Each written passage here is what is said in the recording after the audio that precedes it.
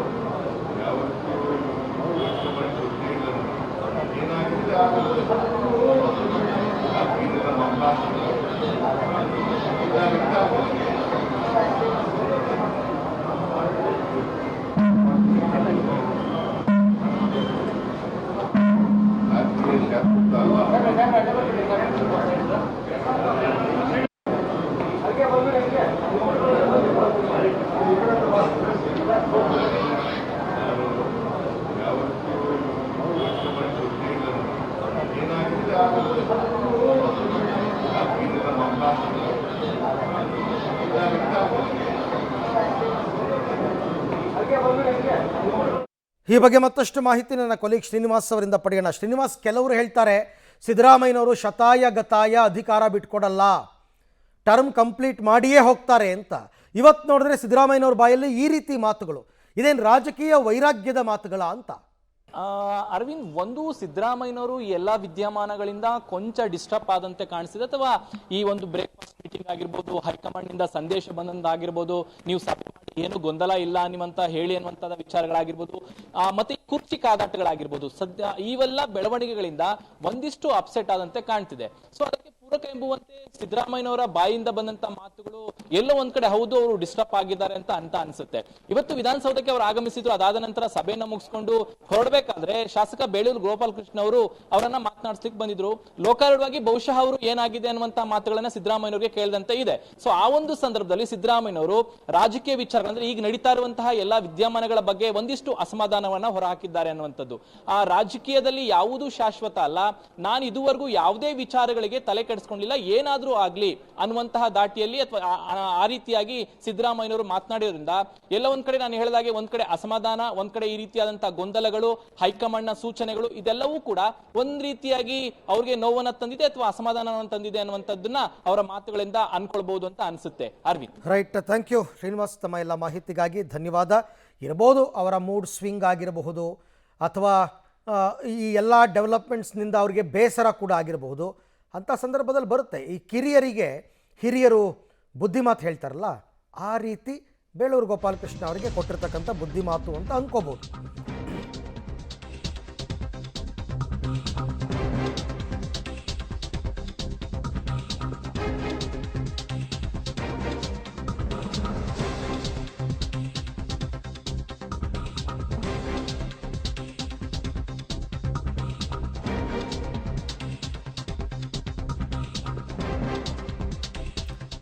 ಸದ್ಯದ ಬೆಳವಣಿಗೆಗಳಿಂದ ಮುಖ್ಯಮಂತ್ರಿ ಸಿದ್ದರಾಮಯ್ಯನವರು ಬೇಸರಗೊಂಡಿದ್ದಾರಾ ಅಂತ.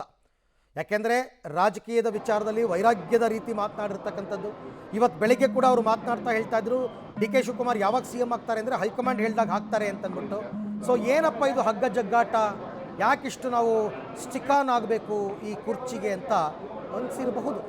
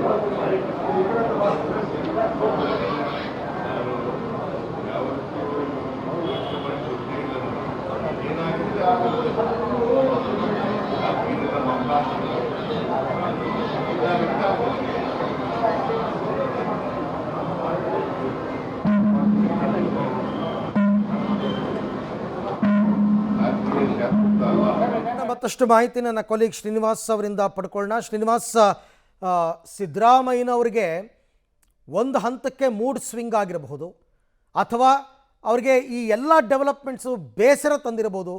ಅಗಾಧವಾದ ಅನುಭವ ಇರತಕ್ಕಂಥ ರಾಜಕಾರಣಿ, ಏನಪ್ಪ ಇಷ್ಟೆಲ್ಲ ನಾವು ಇದಕ್ಕೋಸ್ಕರ ಕಿತ್ತಾಡ್ತಾ ಇದ್ದೀವಲ್ಲ, ಸರಿನಾ? ಈ ಥರ ಕುರ್ಚಿಗೆ ಚಿಕ್ಕಾನಾಗಿರೋದು ಸರಿನಾ? ಈ ತರದ ಅನಿಸಿಕೆಗಳು ಬಂದಿರಬಹುದಾ ಅಂತ? ಅರವಿಂದ್, ಹೌದು, ಅವರ ಮಾತುಗಳಿಂದ ಆ ಒಂದು ಅಭಿಪ್ರಾಯಗಳು ಅಥವಾ ಅವರ ಮನಸ್ಸಿನ ಭಾವನೆಗಳು ಅದಿರ್ಬೋದು ಅಂತ ಅನ್ಕೊಳ್ಬಹುದು. ಯಾಕೆಂತಂದ್ರೆ ನೋಡಬಹುದು, ಕಳೆದ 2 ವಾರಗಳಿಂದ ಅದು ಡಿ ಕೆ ಶಿವಕುಮಾರ್ ಅವರ ಬಣದಿಂದ ಆಗಿರ್ಬೋದು, ಸಿದ್ದರಾಮಯ್ಯನವರ ಬಣದಿಂದ ಆಗಿರ್ಬೋದು ಆದಂತಹ ಭಿನ್ನಮತೀಯ ಚಟುವಟಿಕೆಗಳು, ಅದಾದ ನಂತರ ಹೈಕಮಾಂಡ್ ಅವರಿಗೆ ಕರೆಯನ್ನ ಮಾಡಿ ನೀವಿಬ್ರು ಬ್ರೇಕ್ಫಾಸ್ಟ್ ಮೀಟಿಂಗ್ ಮಾಡಬೇಕು ಅನ್ನುವಂತ ಸಂದೇಶವನ್ನ ಕೊಡುತ್ತೆ. ಜೊತೆಗೆ ಡಿ ಕೆ ಸುರೇಶ್ ಅವರು ಒಂದ್ ರೀತಿಯಾದಂತಹ ಹೇಳಿಕೆಗಳನ್ನ ಕೊಡ್ತಾರೆ.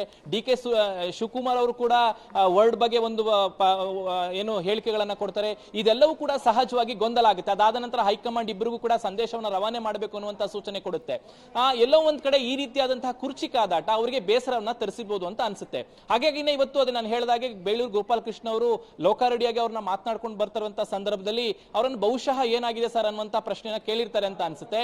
ಹಾಗಾಗಿನೇ ಸಿದ್ದರಾಮಯ್ಯನವರು ಏನೇ ಆದ್ರೂ ಪರವಾಗಿಲ್ಲ, ರಾಜಕೀಯ ಯಾವತ್ತೂ ಶಾಶ್ವತ ಅಲ್ಲ, ಹೈಕಮಾಂಡ್ ಏನಾದ್ರೂ ನಿರ್ಧಾರ ಮಾಡ್ಲಿ ಅನ್ನುವಂತಹ ಸಂದೇಶವನ್ನ ರವಾನೆ ಮಾಡುವ ಜೊತೆಗೆ ನಾನು ಕುರ್ಚಿಗೆ ಅಂಟಿಕೊಂಡು ತೆಗೆದುಕೊಂಡಿಲ್ಲ ಅನ್ನುವಂಥ ಸಂದೇಶವನ್ನೇನಾದ್ರೂ ಹೈಕಮಾಂಡ್ಗೆ ರವಾನೆ ಮಾಡೋಕ್ಕೆ ಹೊರಟಿದ್ರ ಅನ್ನುವಂಥದ್ದು ಎಲ್ಲೋ ಒಂದ್ ಕಡೆ ಅನುಮಾನಗಳು ಬರ್ತದೆ. ಸಹಜ ಇಷ್ಟೇ, ಈ ರೀತಿಯಾದಂತಹ ದೊಡ್ಡ ಮಟ್ಟದಲ್ಲಿ ಗೊಂದಲಗಳು ನೀವು ಹೇಳಿದಾಗೆ ಅನೇಕ ವರ್ಷಗಳಿಂದ ರಾಜಕಾರಣವನ್ನ ಮಾಡ್ಕೊಂಡು ಬರ್ತಿದ್ದಾರೆ.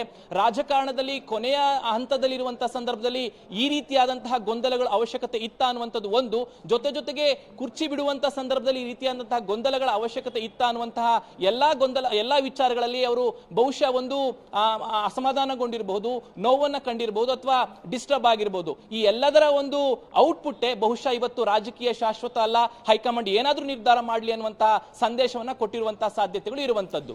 ಹಾಗೆ ಸಂಪರ್ಕದಲ್ಲಿ ಶ್ರೀನಿವಾಸ್, ಮತ್ತೆ ನಿಮ್ ಜೊತೆ ಮಾತನಾಡ್ತೀನಿ. ರಾಜಕೀಯ ಅನ್ನೋದು ನಮ್ಮಪ್ಪನ ಆಸ್ತಿ ಅಲ್ಲ. ನೋಡಿ, ಸಿದ್ದರಾಮಯ್ಯನವರು ರಾಜಕಾರಣಕ್ಕೆ ಬಂದಾಗಿಂದ ಅಧಿಕಾರ ಅಂತಕ್ಕಂಥದ್ದು ಅವ್ರನ್ನ ಹುಡುಕೊಂಡು ಬಂದಿದೆ. ಅವರ ಇಡೀ ರಾಜಕೀಯ ಜೀವನದಲ್ಲಿ ಅಧಿಕಾರವನ್ನು ಅನುಭವಿಸಿದ್ದೇ ಹೆಚ್ಚು. ಕುಮಾರಸ್ವಾಮಿ ಸೆಕೆಂಡ್ ಟೈಮ್ ಗೌರ್ನಮೆಂಟ್ ಇದ್ದಾಗ ಮಾತ್ರ ಒಂದಷ್ಟು ಅದು ಅಧಿಕಾರ ಇರಲಿಲ್ಲ, ಬಿಟ್ಟರೆ ಇತ್ತು. ಹಾಗೆ ಅನ್ಸಿರ್ಬೋದು, ಸಾಕು ಹೊತ್ಲಗೆ ಅಂತ ಅನ್ಸಿರ್ಬೋದು.